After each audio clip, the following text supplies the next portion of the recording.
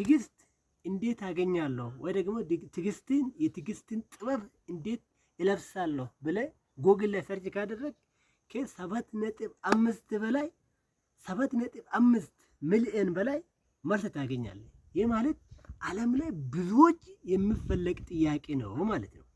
የሚፈለግ ሀሳብ ነው ማለት ነው። ብዙዎች እንደሚሉት ታናሿ የፈጣሪ ወንድም ጊዜ ይላሉ። ጊዜ ለሁሉም መልስ አለ። ሁሉም አሁን የሆነውንም ወደፊት የሚሆነው ጊዜ ነው ሁሉም ነገር የሚያስተካክለው ማለት ነው። ጊዜ ጋር ደግሞ ለመሰለፍ ትግስት ያስፈልጋል። ስለዚህ ትግስትን እንዴት ነው የምናገኘው? በቃ አንዳንድ ነገር በቃ እኛ ያሉን መንገድ አልድም ካለ የጀመርነው የተውነው ደግሞ በቃ ጊዜያችን በቃ ሁሉ ነገር በልቷል፣ ግን በቃ እንተዋለን፣ የሆነ ጊዜ እናቆማለን ማለት ነው። አሁን የሆነውን ነገሮች ሁሉ የሆኑት ትግስት ስላሉ ነው። በቃ በትግስታችሁ በዛ ልክ ስለሄዱ ነው ማለት ነው። ስለዚህ ትግስት እንዴት ነው የማገኘው ካልነው ደግሞ ያ ትግስት ያሉ ሰዎች ደግሞ ምንድን ነው ያደረጉት የሚለውን እናያለን ማለት ነው። ይህን ከመነግራቸው በፊት አንድ ታሪክ ልንገራችሁ። አንድ እናት ሁሌ አባቱ ጋር ትመላለስና እኔ በጣም ግራ ተጋባው፣ ትዳር አልሆንልኝም፣ የሰፈር ጓደኞች እኔ ይንቁኛል፣ ይሰድቡኛል፣ በቃ አልሆንም ብሎኛል፣ ምን ላድርግ እኔ አልሳካም ብሎኛል ትልና ሁሌ አባቱ ጋር ትሄድና ትጨቀጭቃለች ማለት ነው። አባቱ ደግሞ ታገስ፣ በትዕግስት ውስጥ ብዙ ነገሮች አሉ፣ ታገስ ያልፋል ይላታል። ከዛ በየቀኑ እሷ እሺ ትልና ትመለሳለች። በየቀኑ ትመለሳለች ደግሞ በቃ ሁሌ ታስጨንቃለች እሱ ማለት ነው።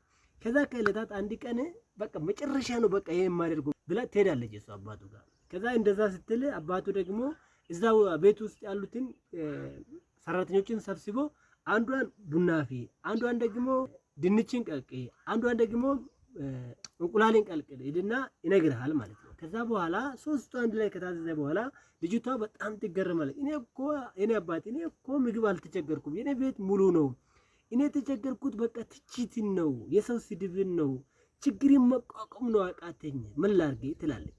ከዛ እንደዛ አባቱ እያጽናና ያለው ቡናው መሽተት ይጀምራል ማለት ነው።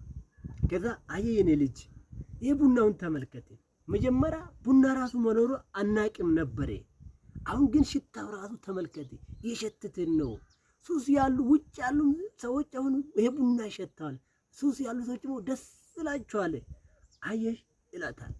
አንቺም በችግር ውስጥ ሆነሽ ከታገስሽ፣ የሰዎችን ትችት ከቻልሽ፣ ነገሮች አልሆንም ሲል ከቻልሽ እንደ ቡናው ትሸታለሽ። ሽታው እንደዛ ነው የሚሆነው። ደግሞ ሽታሽን የምታውቂው ደግሞ ውስጥሽን እያስተካከልሽ የከበደሽን ነገሮች ወደ ፈጣሪ በቀረብሽ ቁጥር፣ መከራ በበዛ ቁጥር አንቺና ፈጣሪ እርስ በርስ እየተቀራረባችሁ ትመጣላችሁ። ሽታው አንቺ የሸተትሽ ለብዙዎች በረከት፣ ለብዙዎች ትምህርት፣ ለቤትሽ ጸጋ የምታገኝበት መንገድ ነው ይላል ማለት ነው። እና ልጅቷ ትገረምና እሺ አባ ድንችስ አለችው። አየ ድንች አሁን እሳት ሲያገኝ ምን እንደሆነ ከመጀመሪያ አሁን አቅም አጣ። አቅም ስታጣ ደግሞ ተመልከት፣ በጥፍር እንኳን እንደፈለግ ማድረግ ትችላለሽ። ድንቹ ከመጀመሪያ አሁን ፈተና ሲያጋጥም አቅም አልባ ሆነ። ስለዚህ አንቺን በመከራ ውስጥ ሆነሽ አቅሜን ካጣሽ ሁሉም ከአንቺ በላይ ነው የሚሆነው። አፉን ይከፍታሉ፣ ምራቅን አንቺ ላይ ይተፋሉ። ለዛ ነው የሰፈር ሰዎችም አንቺን መለቀቅ ያልታውት። አንቺ ችግር ውስጥ ሆነ መበርታት ስላልቻልሽ ነው፣ ወደ ፈጣሪ ጸሎትሽ ማስተካከል ስላልቻልሽ ነው፣ እንደ ድንች ስለሆንሽ ነው አሁን መከራዎች ሁሉ የበዛ ይላታል ማለት ነው። ኦኬ ትገረማለች። አሁን እንቁላልስ ትላለች። አየ እንቁላልን ተመልከት ይላል ማለት ነው። እንቁላል ደግሞ 3 ክፍል አለው። ከሶስቱ በጣም ጣፋጭ የሆነ የውስጧን ነው። ውስጧ በጣም ጣፋጭ ነው እንቁላሏ። አንቺም በችግርሽ መሃል ሆነሽ በችግር ውስጥ ሆነሽ በትዕግስት ፈጣሪ ቤት ከተመላለሽ፣ ፈጣሪን ከልብ ከለመንሽ፣ ያ በዙሪያ ያሉን ሁሉ ካጸዳሽ በኋላ ውስጥሽ ልብሽ ንጹህ ሆናል። ለፈጣሪም ለሰውም ጣፋጭ ይሆናል። ከአፍሽ የሚወጡ ልቦናው ላይ ያለው ህልና ውስጥ ያለ ሁሉ በጣም ነው የምጣፍጠው። በህልና የዘራ ደግሞ በህይወት ታጭዳለሽ፣ ህይወትም ታሸንፋለሽ። ስለዚህ የሚያስፈልግ በትዕግስት ውስጥ መከራዎቹን መጋፈጥ ነው ይላል ማለት ነው። ስለዚህ ጥበበኞች ምንድነው የሚያደርጉት? በችግራቸው ጊዜ እነሱ የሚያምኑት ችግሩን አይደለም፣ ችግሩን አይፈሩም። የሚያምኑት አንድ ነገር ነው። በቃ ጋድስ ታይም ኢዝ ፐርፌክት ይላሉ። በቃ የፈጣሪ ሰዓት ትክክል ነው። ፈጣሪ ያለው ቀን የኔ ነገር ይፈጸማል፣ የኔ ነገር ይሆንልኛል ብሎ ያስባሉ። ያ ቀን እስከሚሆን ድረስ አያቋርጡም። በቃ ወደ ኋላ አይሉም። የጀመሩትን እስከ መጨረሻ ይተጋሉ። መልሳቸው የኔ ጊዜ አልደረሰም፣ ፈጣሪ አላየም ነው የሚሉት። ለምን? በቃ ፈጣሪ ያየ ቀን በማግስቱ ነገሮቹ ሊቀያየሩ ይችላሉ።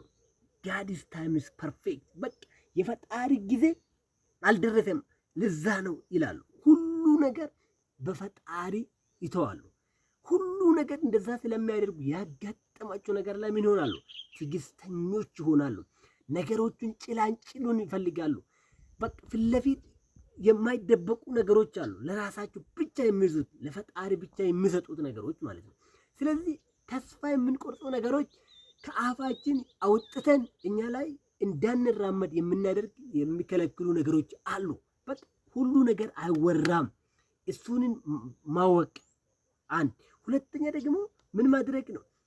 የፈጣሪ ጊዜ ማመን። በቃ የፈጣሪ ጊዜ ካመንክ ምንም ነገር አትቸኩልም። ለምን አልሆንም? ለምን ነገር ለምን ሰዓት ፈጀ? ለምን አመት ፈጀ? ለምን ወራቶች ፈጀ? ይፈጃ። በቃ ጊዜው አልደረሰም። ጊዜ ሲደርስ ጥዋ ሲሞላ ግን ሁሉ ያሰብከው ነገር ምን ይሆናል? ይሆንልሃል ማለት ነው። የታገሰው ፍሬ ጣፋጭ ስለሆነ ማለት ነው።